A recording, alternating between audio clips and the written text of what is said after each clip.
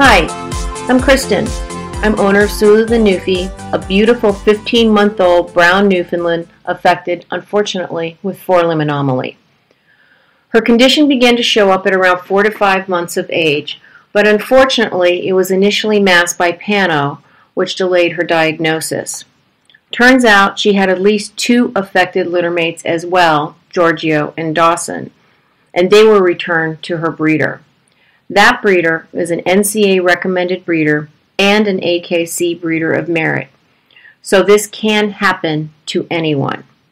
But I love my girl, and there was absolutely no way I was going to give her up or not be able to find a way to help her.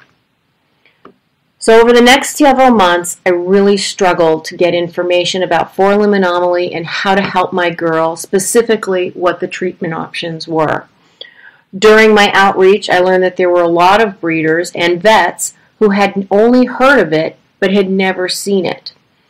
After all of this effort, I realized that I didn't want anyone, breeders or owners, to have to go through the months and weeks of turmoil to try to find out information on forelimb anomaly and how and what my options were.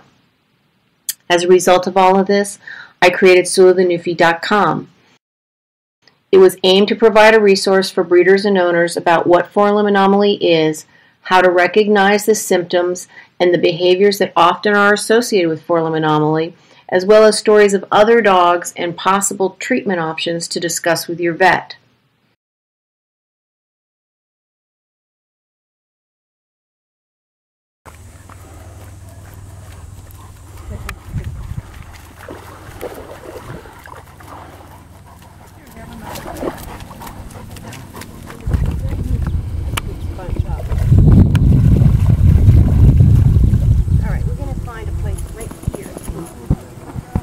You can.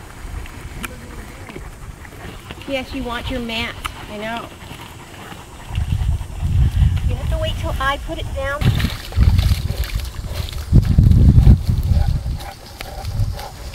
We used to travel light, not so much now. And she knows just exactly what she she's knows. going to do. She knows. Okay. Let me get your water. I gave your water to.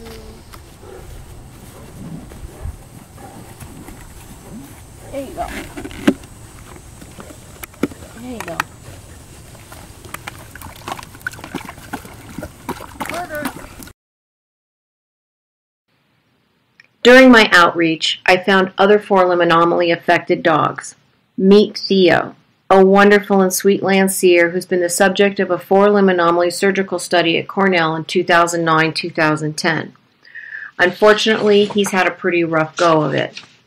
The surgery that he undertook, which was to remove part of the ulna with the idea that it would grow back, it would grow straighter and help fix the anomaly, didn't work.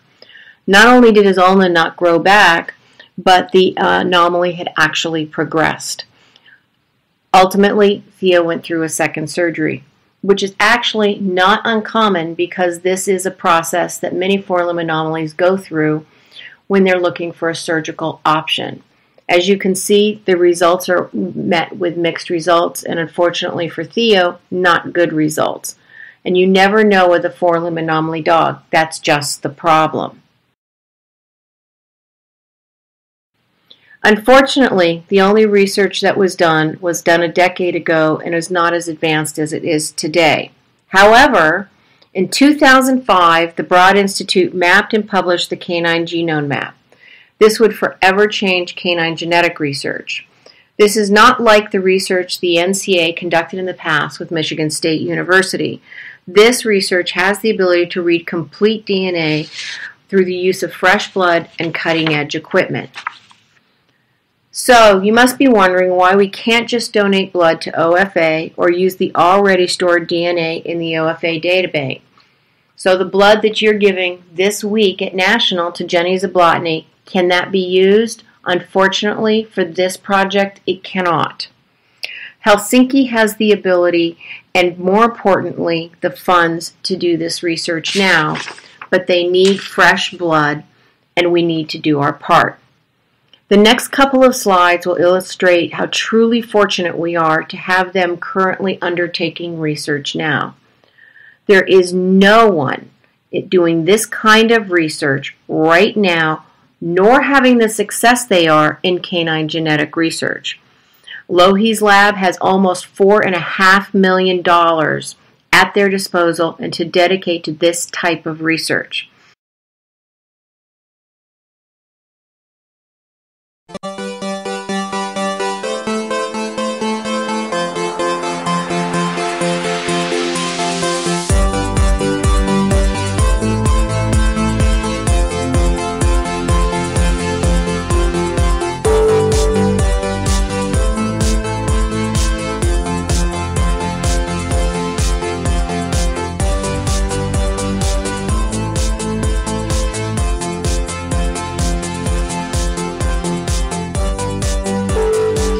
In the past, the NCA has spent only about a total of a couple of $100 on FA research, and today it would cost the NCA a lot more money to support this research if they did not take advantage of Lohi's lab. Currently, this costs nothing to the NCA. How lucky can we get? But we need to do our part. As you can see, they have already begun testing and are making progress. How great is that? As for the term chondrodysplasia, who cares? He has a grant for osteochondrodysplasia, and if forelimb anomaly research needs to be conducted under that umbrella, that works for me. So now we come to you. As I said, you need to do your part.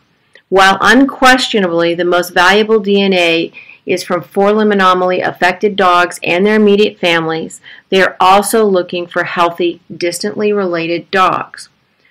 Unfortunately, given the number of known kennels that have produced forelimb anomaly and an analysis of the pedigrees of those dogs, there is approximately a 30% chance that a healthy dog today is one of those 30% distantly related dogs. So everyone needs to participate. If you did produce a forelimb anomaly litter, then their DNA and all related relatives, that includes half-siblings, grandparents, aunts, uncles, are all wanted. That means we want you to please reach out and request that DNA. Please, to other breeders, to other owners. It's important. No one is here to point fingers. We only care that Helsinki gets what they need. In addition to blood, Lohi is interested in receiving photos, x-rays, health records, and even other anecdotal information that might prove helpful. That would even include potential environmental considerations such as diet or other issues that might impact the dog's health. The good news is we've made it as easy as possible for you. We have done all the homework for you and have outlined all you need to know on the research tab on SulaTheNewfie.com. You need to know there's 2 ways you can submit. If you really feel the need and you want complete confidentiality, which we completely understand, you can go to the website and just print or download everything you need. Or you can email me and somebody on my team will get out a submission kit to you free of charge that has everything that you need. In addition, because I believe so much in this cause, I am also happy to reimburse you for both the blood draw and the shipping. If you're wondering why you can't just go to the University of Helsinki lab site and print it off there, there's a very good reason.